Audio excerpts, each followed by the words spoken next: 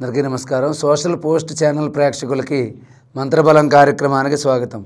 ఓం శరదిందు సమాకారే పరబ్రహ్మస్వరూపిణి వాసరాపీఠనిలయే సరస్వతీ నమోస్తుతే. శారదా శారదా పూజ వదనా వదనాంబుజే సర్వదా సర్వదాస్మాకం సన్నిధి సన్నిధిం క్రియాతు.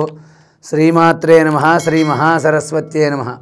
మనం ఈ రోజున మంత్రబలం కార్యక్రమంలో పుష్యమి నక్షత్రం వారు ఏ దేవుణ్ణి ఆరాధించాలి, ఎటువంటి నియమాలు పాటించాలి, ఏ వృక్షాన్ని పెంచాలి, ఎక్కడ ఉన్నటువంటి క్షేత్రాన్ని సందర్శించాలనే విషయాల గురించి తెలుసుకుందాం. ఈ పుష్యమి నక్షత్రం వారు శనీశ్వరుడు గురించి ఆరాధన చేయడం మంచిది. అంటే శనివారం ఆంజనేయ స్వామి గుడికి కానీ నవగ్రహాలు ఉన్న చోటకు కానీ వెళ్ళి అక్కడ శనీశ్వరుడు ఉంటాడు. ఆ శనీశ్వరుడి దగ్గర నువ్వుల నూనె వేసి నల్లని బట్ట వేసి అదేవిధంగా కొంచెం నువ్వులతో పూజించి 27 సార్లు కానీ 9 సార్లు కానీ ప్రదక్షిణ చేసినట్లయితే ఆ యొక్క పుష్యమి నక్షత్రం వారికి మంచి అనుకూలంగా ఉంటుంది. అదేవిధంగా ఈ పుష్యమి నక్షత్రం వారు ప్రతి శనివారం నాడు కూడా ఆంజనేయ స్వామి ఆలయానికి వెళ్ళి అక్కడ వడమాల సమర్పించడం, తమలపాకులు దండ వేయడం, సింధూరం పూజ చేయడం అనేటటువంటిది మంచి ఫలితాన్ని ఇస్తుంది. అదేవిధంగా వీళ్ళ నక్షత్ర వృక్షం రావి చెట్టు కాబట్టి ఎక్కడైనా దేవాలయంలో కానీ మీకు దగ్గరలో రావి చెట్టు ఉంటే ఆ రావి చెట్టు దగ్గరికి వెళ్ళి మీరు రావి చెట్టు దగ్గర శుభ్రం చేసి అక్కడ చిన్న ముగ్గు లాంటిది వేసి ఒక దీపాన్ని వెలిగించి రావి చెట్టు చుట్టూ 27 సార్లు ప్రదక్షిణ చేసినట్లయితే మీకు నక్షత్రపరంగా ఉన్నటువంటి దోషాలన్నీ కూడా తొలగిపోతాయి. అదేవిధంగా ఈ రావి చెట్టుకి నీళ్లు పోయడం, రావి చెట్టు దగ్గర ప్రదక్షిణ చేయడం, రావి చెట్టు దగ్గర ఆవునేతి దీపాన్ని పెట్టడం అనేది చాలా విశేషమైన ఫలితాన్ని కలగజేస్తుంది.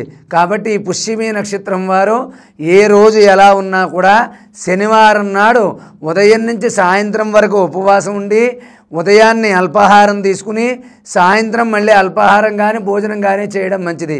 ఈ యొక్క శనివారం నాడు ఆంజనేయ స్వామి దేవాలయానికి వెళ్ళి ఓం హం హనుమతే నమః, ఓం హం హనుమతే నమః అనే మంత్రాన్ని పఠించడం చాలా మంచిది.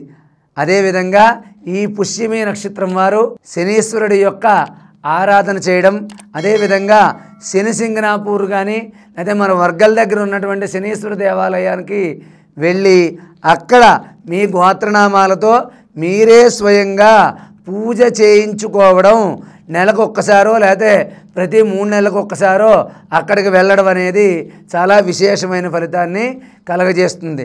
కనుక ఈ పుష్యమి నక్షత్రం వారు శనీశ్వరుడి యొక్క ఆరాధన చేయడం, శనికి సంబంధించినటువంటి స్తోత్రాలు చదవడం, నీలాంజన సమాభాసం రవిపుత్రం యమాగ్రజం ఛాయా మార్తాండ సంభూతం తం నమామి శనీశ్వరం అనేటటువంటి ఈ శ్లోకాన్ని మీరు ఒక 4 సార్లు వింటే వస్తుంది. దాన్ని ప్రతిరోజు చదువుకోవడం, శనివారం నాడు ఒక 27 సార్లు చదవడం, అదేవిధంగా ఓం హం హనుమతే మంత్రాన్ని పఠించడం అనేది చాలా చెప్పదగినటువంటి సూచన.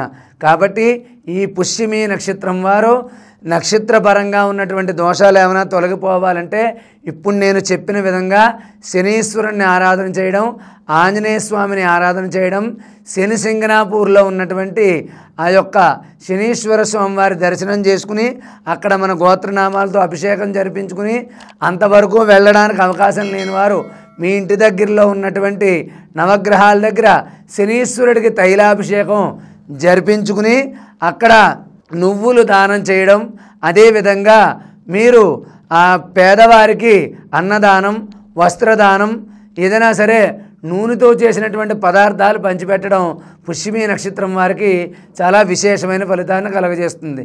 కాబట్టి ఈ పుష్యమి నక్షత్రం వారు ప్రతి శనివారం నియమాలు పాటించండి. అటు శనీశ్వరుణ్ణి ఇటు ఆంజనేయ స్వామిని ఆరాధించండి. అదేవిధంగా 6 నెలలకు ఒక్కసారి కానీ తిరుపతి వెళ్ళి కాలినడకన వెళ్ళి ఆ వెంకటేశ్వర స్వామి వారి దర్శనం చేసుకోండి.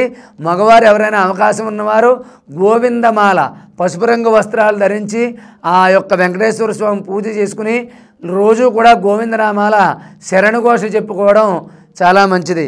కాబట్టి ఈ యొక్క పుష్యమి నక్షత్రం వారు శనీశ్వరుణ్ణి ఆరాధించడం, ఆంజనేయ స్వామిని ఆరాధించడం, శనీశ్వరుడు ఉన్న చోట తైలాభిషేకం జరిపించుకోవడం, అదేవిధంగా రావి చెట్టు దగ్గర ప్రతినిత్యం ప్రదక్షిణ చేయడం, ప్రతినిత్యం అక్కడ నీళ్లు పోసి శుభ్రం చేసి దీపారాధన చేయడం వల్ల పుష్యమి నక్షత్రం వారికి నక్షత్రపరమైనటువంటి దోషాలు తొలగిపోతాయి. ఇంకా ఏమైనా సందేహాలుంటే పురోహితుల్ని సంప్రదించి మీ నక్షత్రపరంగా ఉన్నటువంటి దోషాలు ఇంకా ఏమైనా ఉంటే తెలుసుకుని పరిహారం చేసుకోండి. నేను చెప్పిన మంత్రం, నేను చెప్పినటువంటి ఆరాధన కూడా పుష్యమి నక్షత్రం వారు జీవితాంతం చేస్తూ ఉంటే అన్ని పనులు కూడా సజావుగా సాగుతాయి.